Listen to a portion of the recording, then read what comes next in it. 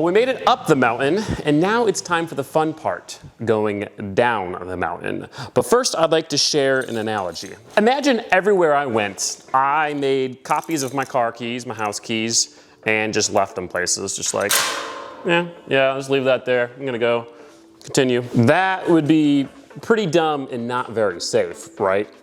Well, turns out you're doing it.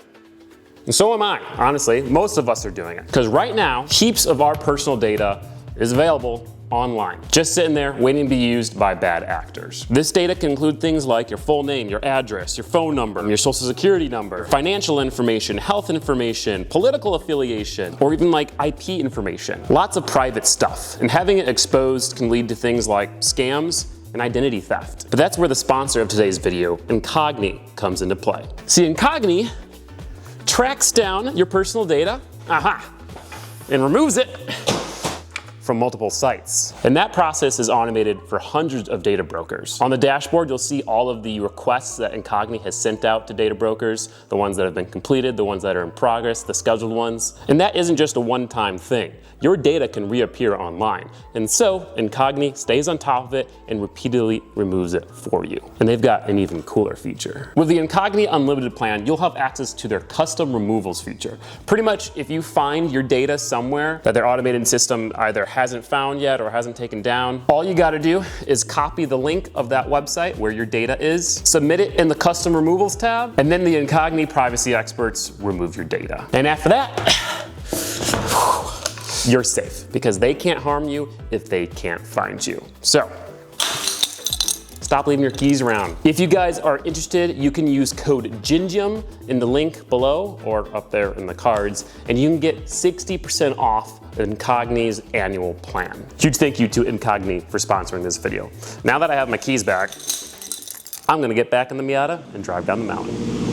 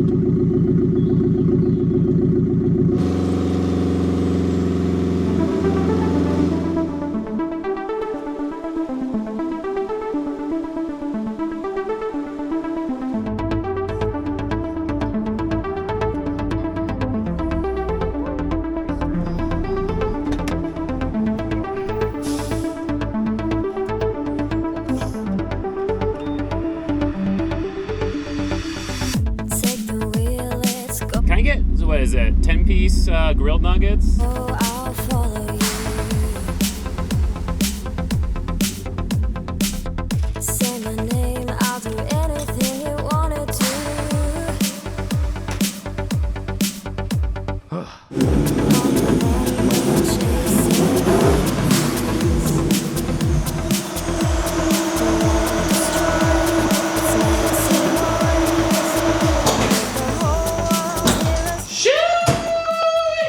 You can still hear the turbo.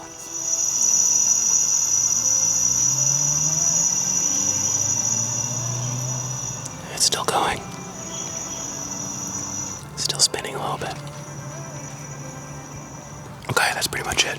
Wow, wow, wow, wow, wow. So I wanted to end this video off by actually just kind of going over the build, because a lot of you guys either haven't kept up with it or are new to the channel or whatever, and you don't know what this car is, why it sounds like a Subaru, even though it most certainly does not have a Subaru motor. So this is my 1990 Miata. I got it when I was in high school. I've had it for almost 10 years now, yeah. The engine is the factory 1.6 liter, but it has been fully built. It's got forged pistons and rods. It's high compression, 12-to-1 compression. Yes, with a turbo. It has stock cams, but upgraded valve springs and valve trains. So I've revved it up to 8,000 RPM before.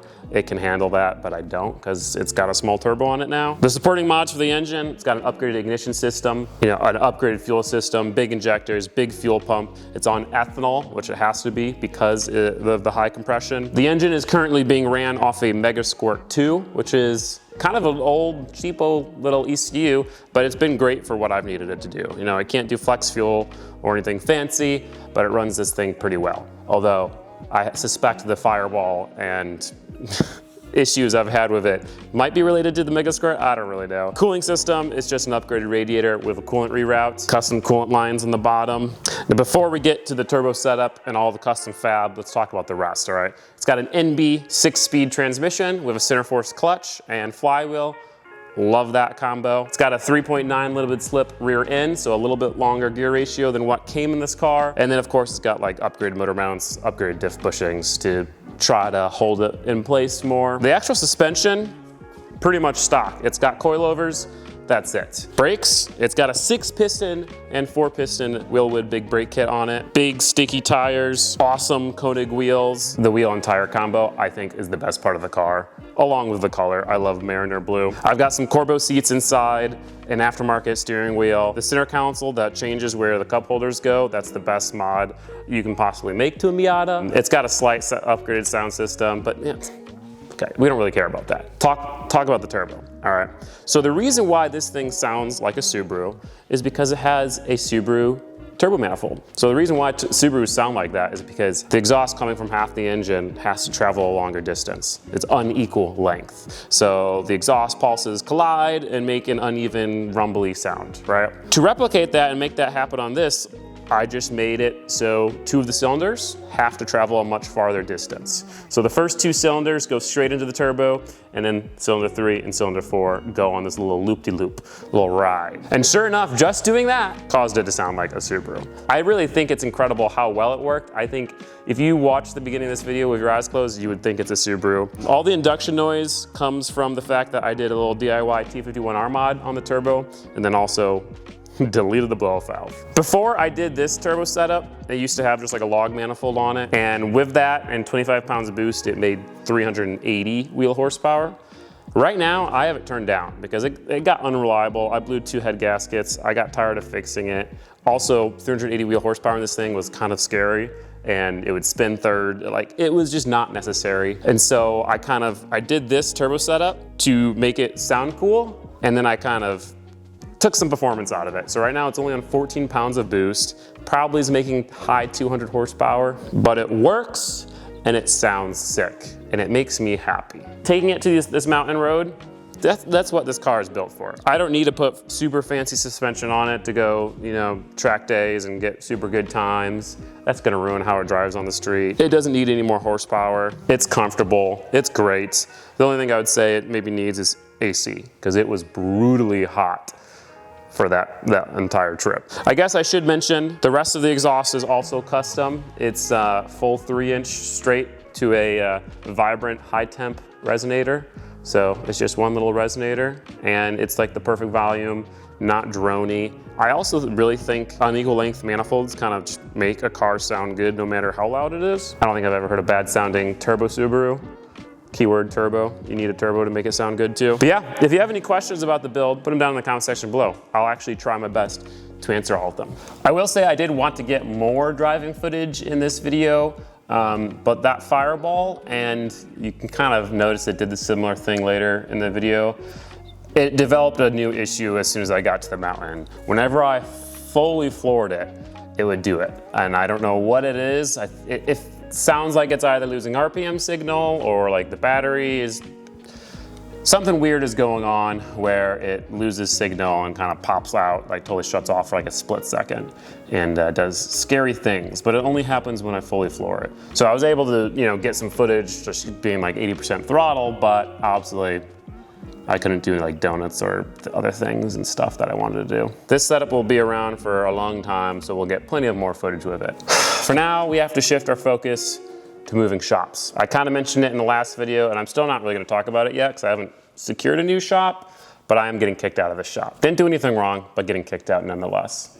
And so at the point of uploading this video, I have less than 40 days to find a new shop, do any renovations that I need to do, and then move everything. As soon as I find a new place, you guys will have a video. If you want to stay updated more, you can check out Patreon. I've been kind of showing them potential options for shops and whatnot, and they've been giving their input. I appreciate anyone who does that. The channel is going to need all the support it can get over the next few months, to be honest. So, thank you to anyone who does that. And thank you for watching. I'll see you guys in the next one, where I hopefully show you my new shop.